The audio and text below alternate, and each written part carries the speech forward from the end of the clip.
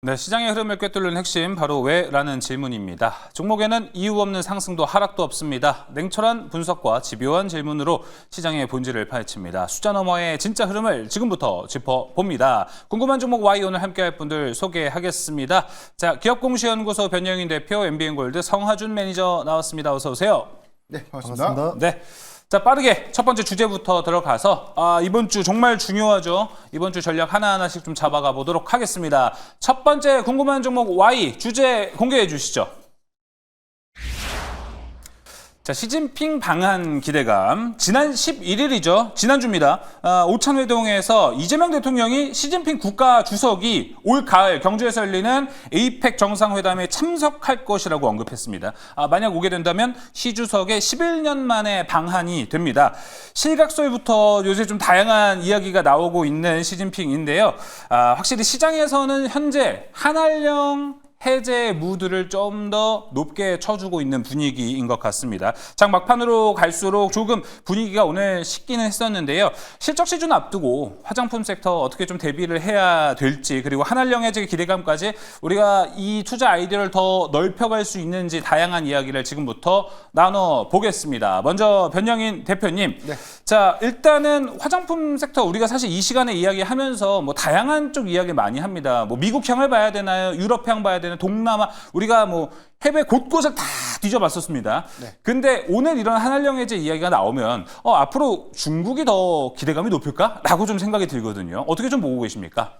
오늘 일부는 사실 이 중국향 이 소비주들의 어떤 흐름과 좀 이 맞물리면서 이 화장품 섹터들도 오늘 강한 수급의 어떤 연속성을 좀 보여줬는데, 그러니까 좀 냉정하게 보면 상반기 전체에 대한 수출 데이터 확인이 좀 필요할 것 같아요. 그러니까 상반기에 대한 데이터를 보면 누적 수출액이 55억 1천만 달러를 좀 기록했는데 이게 이제 사상 최대치입니다. 그래서 하반기까지 이어진다면 뭐 110억 달러가 좀 돌파될 수 있다는 전망들이 좀 나오고 있기 때문에 일단 뭐 화장품 섹터의 경우에는 지난해에 이어서 올해도 연속성 있는 성장은 좀 확인이 됐는데, 다만 2분기의 세부 데이터 안에서 그리고 상반기의 세부적인 데이터를 좀 살펴보면 상반기 중국 화장품의 수출 비중이 작년에 한 25.2% 정도에 대한 매출 포션을 좀 구성하고 있었는데 이게 19.9%를 좀 기록하면서 사상 처음으로 20%대를 좀 하회했다는 점이 좀 아쉽습니다.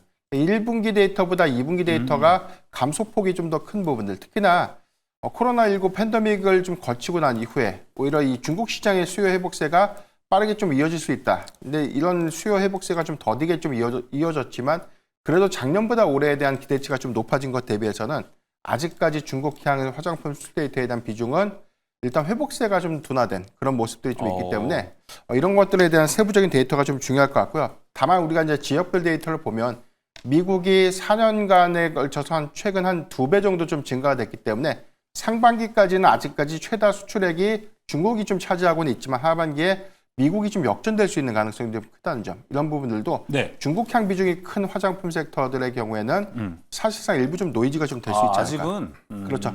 다만 이제 수치상을 좀 논외로 하더라도 시진핑 주석이 한국을 좀 방한하면서 이제 중국 소비주에 관련된 부분들, 특히나 그동안 이 중국향 화장품에 관련된 수출 부분들에 대한 회복들은 좀 더딘 그런 종목들이 저가 형성에서에 대한 반등을 좀 시도하고 있다는 점에서 그쵸. 오히려 수급적인 기대 요인들은 좀 주시를 좀 해봐야 될 것 같지만 오히려 상반기 데이터 이후에 3분기 그리고 4분기까지 이어질 수 있는 중국 화장품의 실질적인 어떤 수출 회복 부분들이 먼저 좀 선행이 좀 되어야 되지 않을까라고 판단하고 있습니다. 그러니까 대표님 얘기는 그거잖아요. 이제 뭐 지금 사실 미국이나 유럽은 이미 많이 팔론 실적을 네. 기록한 상태여서 주가도 그만큼 올라갔는데 사실 중국은 아직 그 수치가 나오진 않은 상태예요. 근데 우리가 올라갈 거란 기대감을 보고 투자하는 건 어떻게 생각하세요? 그것 때문에 아직 아니라고 말씀하시는 것 같아서. 저는 조금 확인해보고 들어가자. 일단 월간 데이터에서 대한 증가폭이 좀 이어졌으면 좋겠는데 사실 작년 4분기 데이터에서 1분기로 넘어왔던 과정 중에서 중국 시장이 그래도 올해 1분기 데이터에서 1월과 2월에는 월간 대비해서 증가폭을 좀 보여줬기 때문에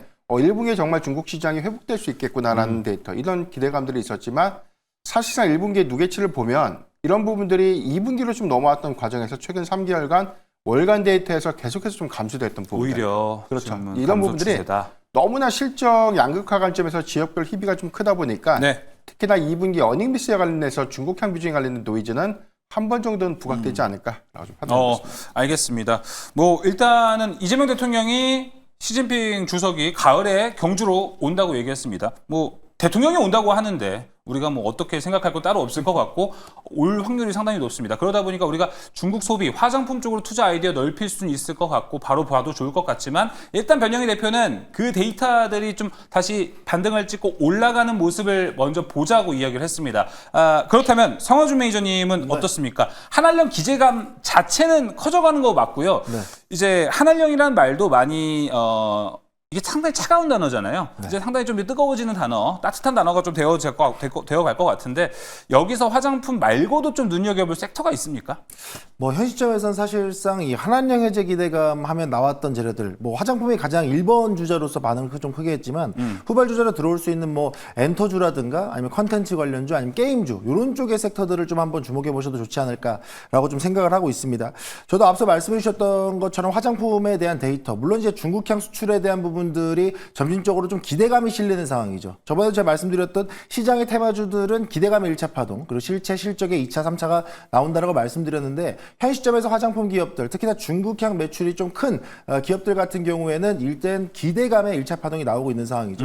그렇다고 그러면 현재 이 시점에서 기대감이 나왔으면 이후에 실체와 실적이 확인돼야 되는데 앞서 변영희 대표님 말씀해 주셨던 것처럼 저도 일단은 그 구간은 좀 확인을 하는 과정을 거쳐야 되지 않을까라는 생각은 있어요. 자, 그러면 현 시점에서 한한령 해제 관련주 중에 기대해 볼 수 있는 건 뭐다? 아직 기대감이 반영되지 않은 섹터들 한번 보자 말씀드리고 싶은 건데 뭐 단연 뭐 컨텐츠와 엔터주를 한번 좀 보셔도 좋다 좀 말씀드리고 싶은 겁니다.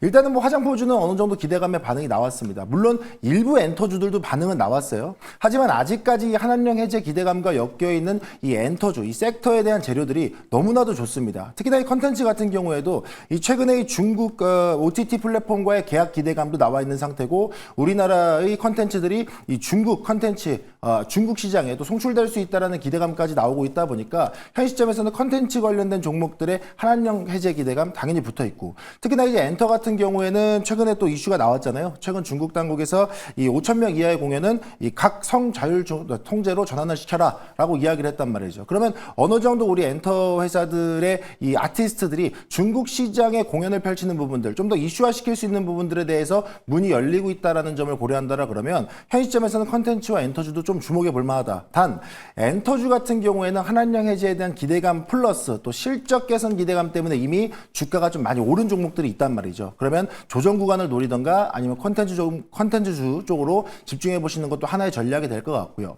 그럼 이제 여기서 빼놓은 섹터가 있어요. 바로 게임주입니다. 사실 게임주에 대한 기대감 저는 매우 크다라고 보고 있습니다. 뭐 아무래도 여러분들이 뭐 일부 게임주들을 이미 들고 계신 분들도 계시겠지만 저는 정말 만약 이 한한령 해제가 완벽하게 좀 풀려난다라 그러면 이 판호 발급에 대한 기대감 나올 수밖에 없죠. 올해만도 하반기 판호 발급이 뭐 좀 많이 좀 잡혀 들어오고 있는 상황이고 9건, 11건 점진적으로 계속 늘어나고 있는 상황이다 보니까 이런 부분들에 대한 매출 기대감은 당연히 게임주에 반영이 돼야 된다. 근데 현 시점에선 이 판호 발급에 대한 이슈가 아니더라도 실적 대비 저평가되어 있는 종목들에 대한 이 기관들의 평가들도 같이 나오고 있다는 점을 모멘텀으로 생각해 보면 게임주도 충분히 여러분들이 한번 주목해 볼 만한 이슈가 섹터가 되지 않을까 저는 이렇게 생각하고 있습니다. 알겠습니다. 자, 일단 화장품 섹터, 중국향 화장품 섹터는 월별로 항상 이제 수출입 지표가 나오지 않습니까? 그래서 이제 단위가 올라가는 걸 우리가 확인해 보고 봐도 늦지 않을 것 같습니다. 하지만 뭐 컨텐츠나 게임 쪽에서는 기대감으로 좀 올라갈 수 있는 상황이기 때문에 이 부분도 같이 보는 게 좋을 것 같습니다. 자, 그렇다면 화장품 섹터 내에서 우리가 토픽 종목을 살펴보겠습니다. 뭐 굳이 지금은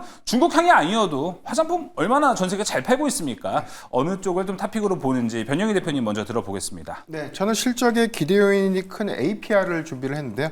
오늘 52주 신고가를 좀 기록을 했지만 일단 실적의 기대감이 좀 유효하고 오히려 하반기에 실적 성장 모멘텀이 재차 좀 유효하다는 점을 좀 강조드리고 싶습니다.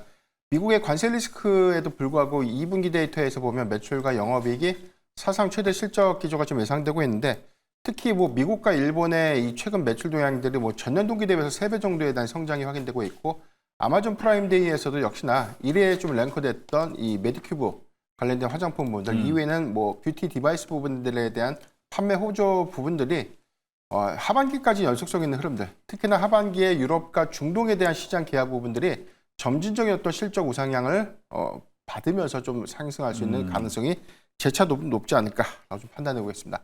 저는 목표가로 단기적으로 한 19만 5천 원을 좀 제시해 드리겠고요. 손절가 15만 원을 제시해드리겠습니다. 야, APR 목표가 19만 5천 원, 손절가 15만 원. 이거 뭐 신규 매수? 인 저는 거죠. 조정시 매수. 조정시 매수. 네네. 예, 알겠습니다. APR까지 이야기 나눠봤습니다. 올해 240%나 올라간 주식이기 때문에 잘 체크해 보시면 좋을 것 같고요. 이어서 성화준 매니저의 탑픽 종목 들어보겠습니다. 네, 저는 뭐 중국발 실적 기대감을 좀 늦춰보자라고 말씀을 드렸지만 그래도 아직 기대감 반영해야 된다. CNC 인터내셔널 좀 말씀드려보도록 그래도 중국 봐야 될 건 봐야 되나 보네요. 그렇습니다. 아무래도 이 중국발 수출 기대감, 매출 성장 기대감이 좀 제가 좀 실적을 좀 확인하는 과정을 거치자라고 말씀을 드렸지만 아직까지도 그 시장에 대한 1차 파동, 기대감이 덜 반영된 종목들이 있기 때문에 좀 말씀드리는 거예요. CNC 인터내셔널인데 뭐 색조 화장품 관련 ODM 기업인 건 여러분들 알고 계실 거고 뭐 웬만한 글로벌 톱 브랜드들을 같은 핵심 파트너사로 두고 있는 점도 잘 아실 겁니다.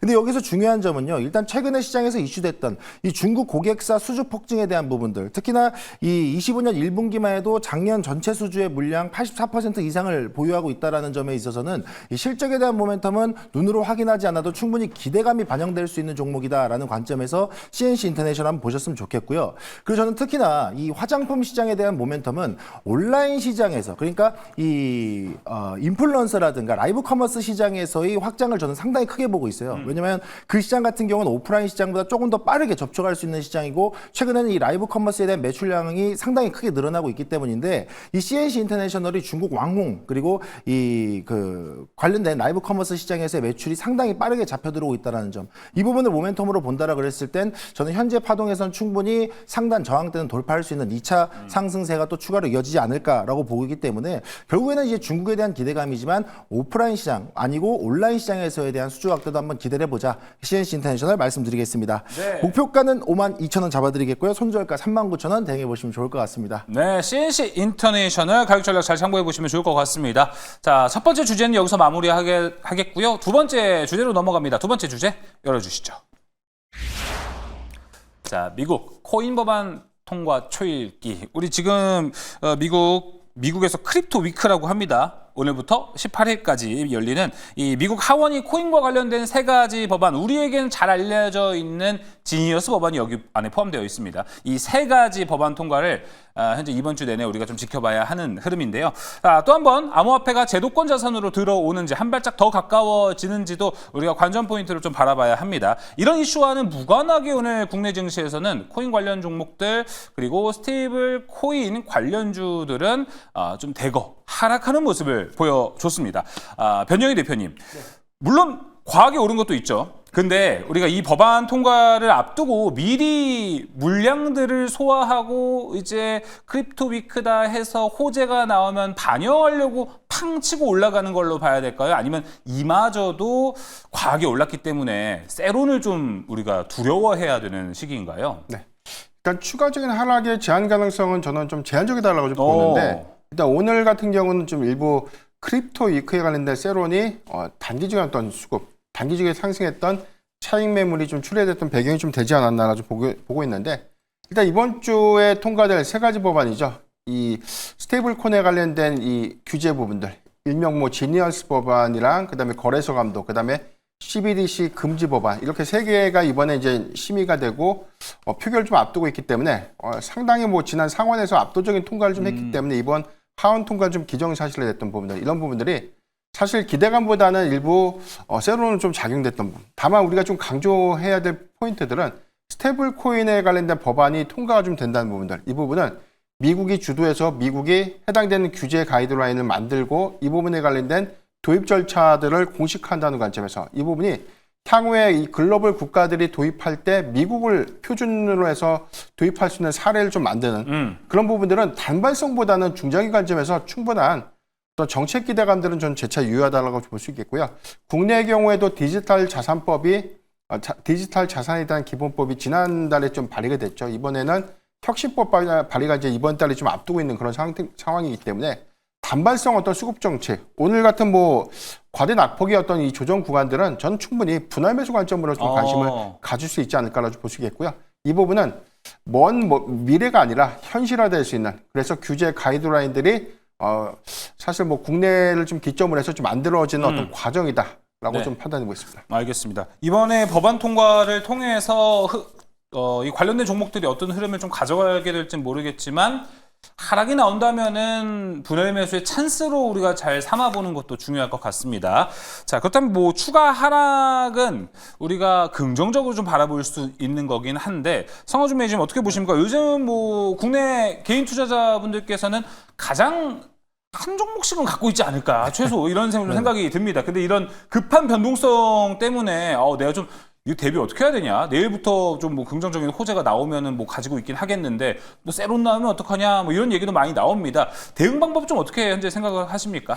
네, 지금 말씀해 주신 대로 사실 최근에 우리 시장 참여자들 계좌를 보게 되면 스테이블코인 관련 종목들은 무조건 한 종목씩은 좀 다 가지고 계시지 않을까 그쵸. 저도 생각은 드는데요. 이제 뭐 결론부터 말씀드리면 현 위치에서는 저는 일단은 차익 실현을 하시는 구간이지 않나라고 말씀을 드리고 싶습니다. 뭐 제가 지난주에도 이 스테이블코인 관련된 재료를 풀어드렸을 때 이 테마주의 흐름은 세 가지 파동, 첫 번째 기대감의 흐름을 만들어낸다라고 그랬는데 현 시점 딱 그 구간에 파동이 끝나고 조정 구간 접어 들어간다 이겁니다. 물론 뭐 크립토 위크에서 스테이블 코인 관련된 법제화, 뭐 우리나라도 이 원화 스테이블 코인에 관련해서 뭐 디지털 자산 기본법에 대한 이슈가 남아 있고 또 중국 같은 경우에도 상하이 당국이 이 위안화 기반의 스테이블 코인을 검토 중이다. 뭐 전 세계적으로 스테이블 코인에 관련된 이슈가 부각된 건 맞는데 관련된 기대감이 이미 1차 파동에 다 반영이 됐다라는 거죠. 그러면 이 구간에서는 어떤 종목들의 움직임이 나온다? 실체가 있는 종목들을 제외하고 나머지는 일단 세론이 나올 수밖에 없고 만약 본격적으로 반등할 수 있는 사업이 추진되지 않는 기업들 같은 경우에는 그 1차 파동을 끝으로 추가적인 상승세가 안 나온다 이 얘기예요. 그러면 현 시점에서는 스테이블 코인 관련된 법안 통과되면 우리 한국에서도 통과되면 그 기대감에 들고 계시기보다는 일단 어느 정도 차익 실현이라든가 좀 비중이 많다 하시는 분들은 비중을 과감하게 줄이시는 대응도 저는 충분히 필요하지 않나라고 보이고요. 현 시점에서 그럼 저도 스테이블 코인 관련 종목을 하나 좀 갖고 싶습니다 하시는 분들 계시다 그러면 앞서 변영인 대표님 말씀해 주셨던 것처럼 조정 구간의 분할 매수 관점은 당연히 유효하겠고 추가적으로 저는 겹테마 갖는 종목을 한번 좀 보시는 것도 괜찮을 것 같아요. 네, 이 스테이블 코인과 관련된 재료가 붙어 있음에도 불구하고 뭐 전자결제 플랫폼에서 뭐 주 사업을 잘 영위하는 기업이라던가 또는 뭐 가상자산 제가 지난 방송에서도 우리기술투자 거래소에 대한 재료를 풀어드리면서 그렇죠. 급등세를 연출시켜 드렸잖아요.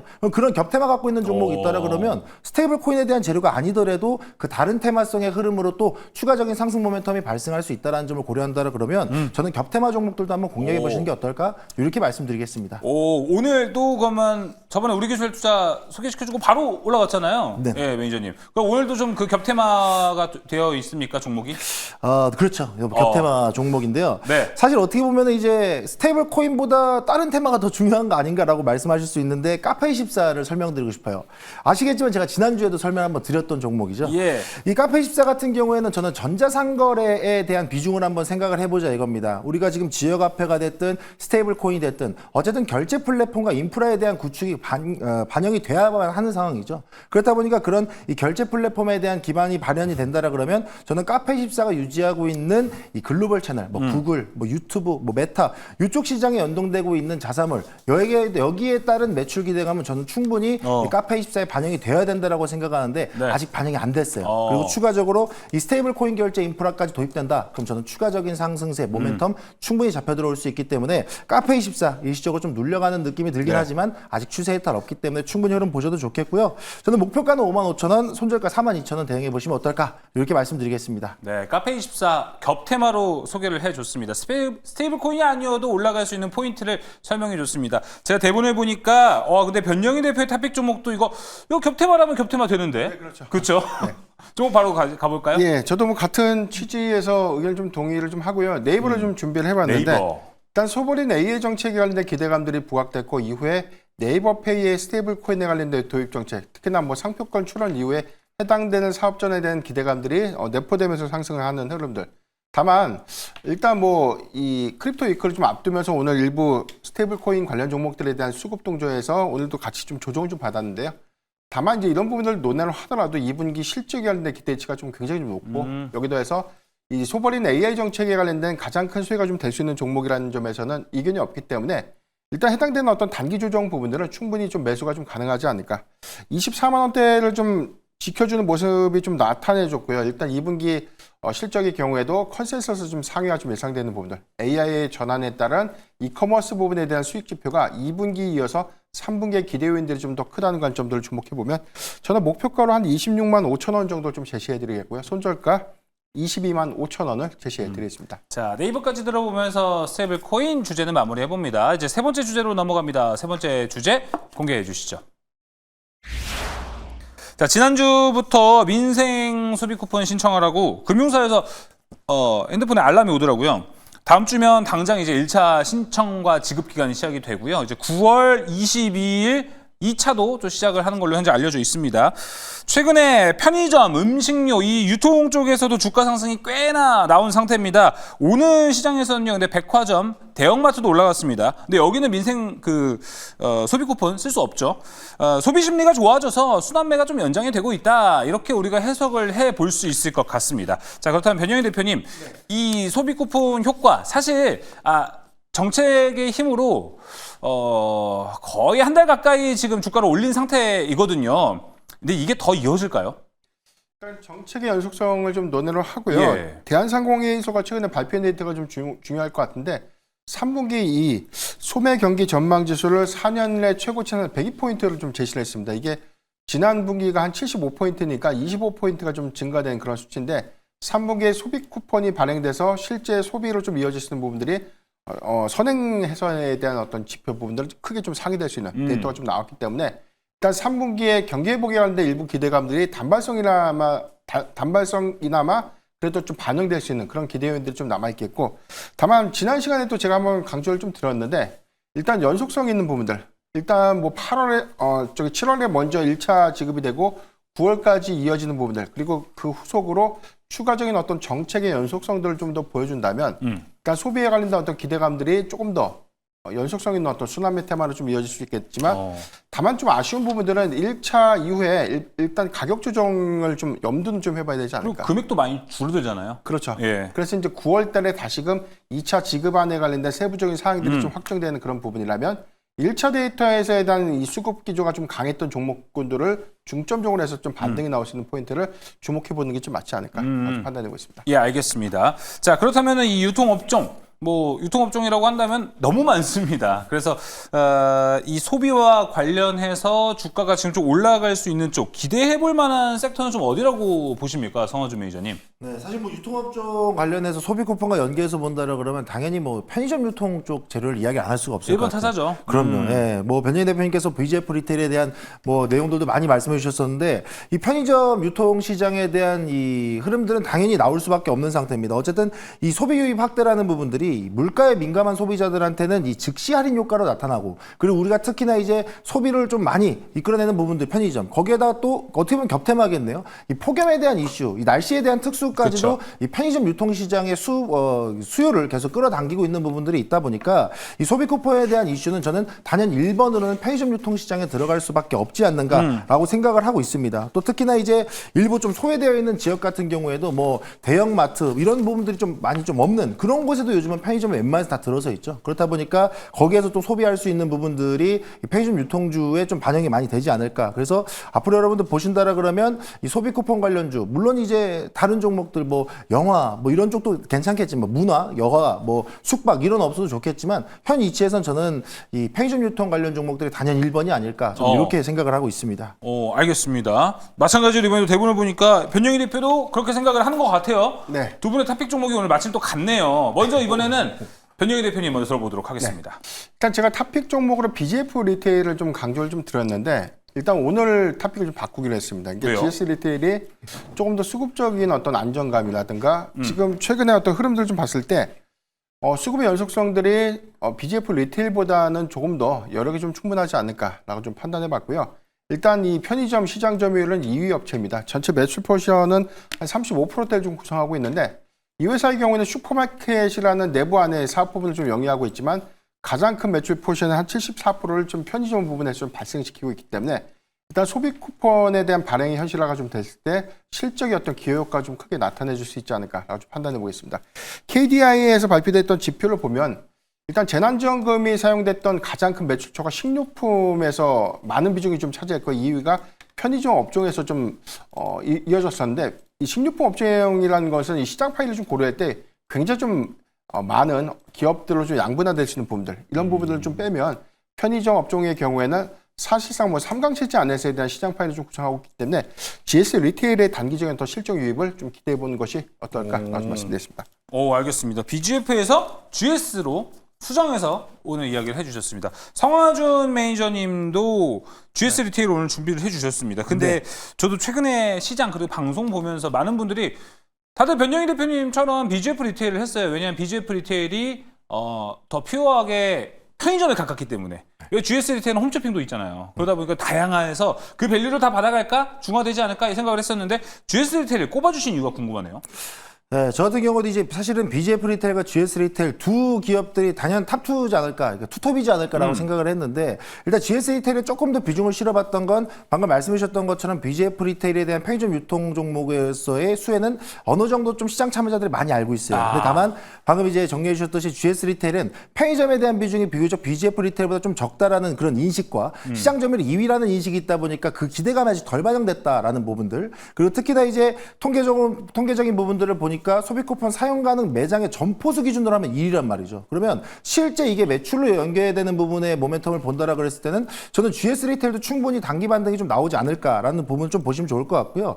현재 지금 차트 흐름 본다고 하더라도 지금 주봉상의 위치에서 이 저항 구간대를 돌파하는 흐름이 나와줘야 되는데 거래량이 붙었음에도 돌파하지 못하고 이 저항 구간대를 맞고 떨어지는 구간까지 나오고 있어요. 다만 오늘 시장에서도 장대 한번 흐름 만들어주면서 다시 한번 과열 구간까지 접혀 들어간다라 그러면 저는 여기에선 충분히 소비 쿠폰 시장의 모멘텀과 맞물려서 추가적인 2차 상승세가 또 나오지 않을까. 그런 부분들을 본다라 그랬을 때 저는 충분히 BGF도 좋지만 GS도 한번 들여다보자 이렇게 말씀드리겠습니다. 그래서 1차 목표가는 1차 저항대 2만 원대고요. 손절가는 16,000원 한번 대응해 보시면 좋을 것 같습니다. 그러니까 쉽게 표현하면 편의점 하면 BGF 해야지 라는 생각이었는데 이걸 모두가 알고 있으니까 GS가 현재는 더 유리할 수 있다.